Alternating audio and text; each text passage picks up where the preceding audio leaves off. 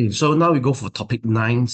So it's form 4, chapter 6, acid and base. So this is a very important topics, which is the hardest topic in the form 4. So first, you need to know the type of acid because in the exam, they always ask you to suggest acid. So first, monoprotic acid, we have HCl, which is become 1H plus and 1Cl minus. Monoprotic acid means it will produce 1H plus when they ionize in water. Then diprotic acid means it will produce 2H plus, and triprotic will produce 3H plus. So we have HCl as a hydrochloric acid, is a strong acid. Then HNO3 is another strong acid that is also monoprotic acid. Then ethanol is a weak acid because you can see ionized partially in water. Then among all these acids, the strongest ones will be the sulfuric acid because first they are strong acid, they ionize completely, plus it also produce 2H plus when they dissolve in water, when they ionize in water. Then triprotic acid is phosphoric acid. Also, strong acid is ionized completely in water to produce high concentration hydrogen ion. We have HCl, HNO3, H2SO4. Weak acid will be the ionized partially in water to produce low concentration hydrogen ion. So ethanol acid is an example. So whenever they ask you the example of the weak acid, you give ethanol acid. Then after that, for our strong alkaline is ionized completely. We have NaOH, KOH is a strong alkaline. Then weak alkaline will be the NH3. Okay, then you need to know the difference between base and alkaline. Base is all the metal oxide and metal hydroxide. Like example, copper 2 oxide, magnesium oxide, calcium oxide. All these oxide and hydroxide is base. So they can react with acid. So they're able to neutralize acid. Okay, they're able to neutralize acid. Then among some of the base that's soluble in water, we call soluble base, we call it alkaline. So we got NaOH, soluble in water, then become Na plus OH minus. Then KOH dissolve in water form K plus and OH minus. Okay. Then after that, we move on to the use of the acid and base. So when you try to neutralize acidic soil, you can use lime calcium oxide or limestone calcium carbonate to neutralize it. You want to neutralize the basic soil, you can use vegetable, decompose, you produce lactic acid, then you neutralize the basic soil. Then we have this calculation later in the question. I will show you how to do the calculation. Okay, for acid and base, right, it need to have water. Because without water, the hydrogen chloride. Okay, remember, without water, we call this as hydrogen chloride. It's not yet an acid. It will be neutral. So you need water. Okay, because it will ionize in water. So you need the help of water in order for him to ionize, to become H plus and Cl minus. So this is the one that acidic. H plus is the one that acidic. So so there will be a questions. K-pop question also can come from here that they will give you two situations. One is with water, one is without water. Okay, this one is with water. You can see the HCl has ionized, become H plus and Cl minus. One is without water, like in methylbenzene, all the organic solvent, tetrachloromethane without water. It will remain as neutral molecule. So when neutral molecule, right, they cannot conduct electric because no free moving ion. But when ionized become ion, right, it will have free moving ion to carry electric charge, so it can conduct electric. Then because it really ionized to form H plasma, H plus is acidic. So due to the presence of H plus, it will turn the blue litmus paper red. Because it contains hydrogen ion, we turn blue litmus paper red. Then will they react with marble? Yes, because the H plus will react with calcium carbonate to form carbon dioxide gas. So when you put marble, you see colorless gas bubble come up. Here, no reaction. They won't turn blue litmus paper red because there's no H plus. There's no H plus to react with marble, so you won't see any bubble. Okay, so one side is become hydrogen ion and chloride ion. Then here, the hydrogen chloride molecule remain the same. Then talk about chemical property. So for chemical property, right, you need to know that acid can react 4 things now.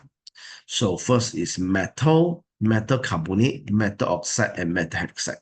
So you need to know this. So acid can react with metal, metal carbonate, metal oxide, and metal hydroxide. These four. So then after that, for alkaline, how do you prove it's alkaline? First, it can react acid. Then second one, it can react ammonium salt. So example, let's say I give you a KOH. I give you an ammonium salt, let's say NH4 NO3. Okay. So what will happen is, first, it will produce potassium nitrate. The ammonium will break down to be ammonia. Left one H and OH will become H2O. Okay, then although alkyne is inside the OH minus mass, so OH minus, it can do the chemical test, okay, the cation test, that it can react with all the metal ion to form precipitate, which is insoluble salt. Yeah, so this is the questions. So you look at the question 9, example question. So they give you two acid, one is acid A, one is acid B. So both are 1 mole per dm cube. Then you can see the pH is between 3 to 7. So should be a weak acid. This one pH less than 3 should be a strong acid. So they want you to give an example. So first thing, what is meant by acid? Chemical substance that ionize in water to produce hydrogen ion. Then suggest acid A and acid B. So acid A, you can suggest a weak acid, ethanoic acid. Then acid B, you can suggest nitric acid, hydrochloric acid, sulfuric acid, because it's a strong acid. Okay. Then further explain on why there's a difference in our pH value, because they want you to explain why the pH is different. So you mentioned because acid A is a weak acid, which ionized partially in water. Then while acid B is a strong acid which ionizes completely in water to produce a high concentration of hydrogen ion. So the higher the concentration of hydrogen ion, the lower the pH value. Then we refer back to this one.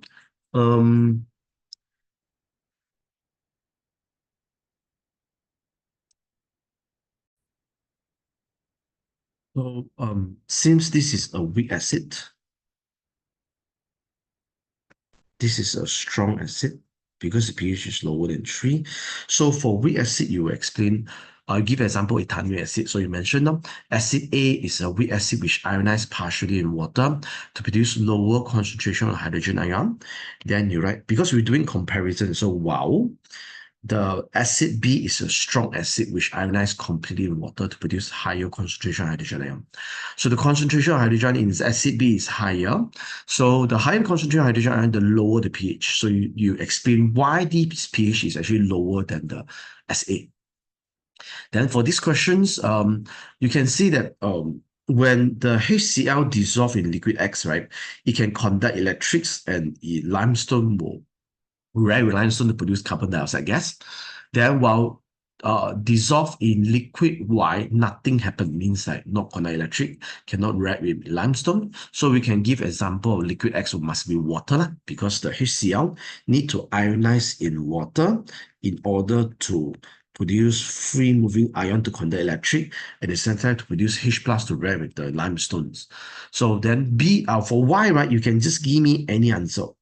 Either tetrachloromethane, methylbenzene, or propanone, any organic solvent. Okay? The explanation, need to explain this. Hydrogen chloride will ionize completely in water to produce hydrogen ion and chloride ion, H plus and Cl minus. So the free moving ion will help to conduct electricity. Hydrogen chloride in tetrachloromethane remain as neutral molecule, so there will be no free moving ion to carry electrical charge. For the reaction between calcium carbonate, which is limestone, and the HCl, so the hydrogen chloride will ionize completely in water to produce hydrogen ion. Hydrogen ion is the one that reacts the limestone to produce carbon dioxide gas to form the colorless gas bubble. Then HCl in tetrachloromethane remain as neutral molecule, so there will be no hydrogen ion react with the limestone. So these are very popular questions. Then we move on to one sample question. So you can see that X and Y here, pH is 0.7, 2.9. So from 0.7, we're able to predict that this is a strong acid. Then here 2.9 should be a weak acid. And then which is the acid? You see, strong acid, we have three examples. First is HCl, HNO3, H2SO4. Weak acid will be CH3, COH. Okay, so based on sulfate, we can confirm that the X will be sulfuric acid. The ethanoate should be ethanoic acid. Then they want you to explain why the pH for X is lower. So you explain it. So for X is acid which ionized completely in water to produce high concentration hydrogen ion. Then while ethanoic acid is a weak acid that ionized partially in water to produce low concentration hydrogen ion. So the higher the concentration ion, the lower the pH. So you explain why the X is lower pH. Then for this also same questions, you can say that for solvent K, right, there's nothing happen.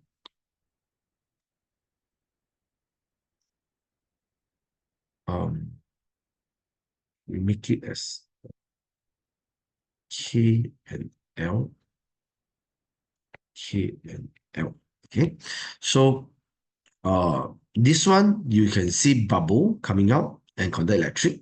So this one should be water. This one there's nothing happen, should be organic solvent. So you can just list example. Any organic solvent can list methylbenzene, propanone, tetrachromethane. Okay. Then after that, explain what happened. So for set one, you can explain that ethanoic acid does not ionize in water and it remain as in set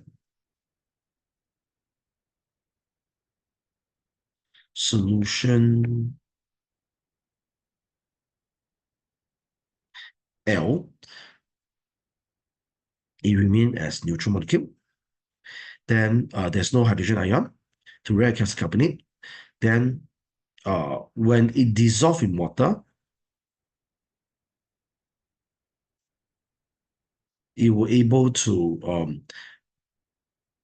produce hydrogen ion, which react with calcium carbonate to form carbon dioxide gas. Then for set 2, ethanoic ionized partially ionized in water. So free moving ion carry electrical charge. But for the methylbenzene, it remains a neutral molecule. There's no free moving ion to conduct electricity.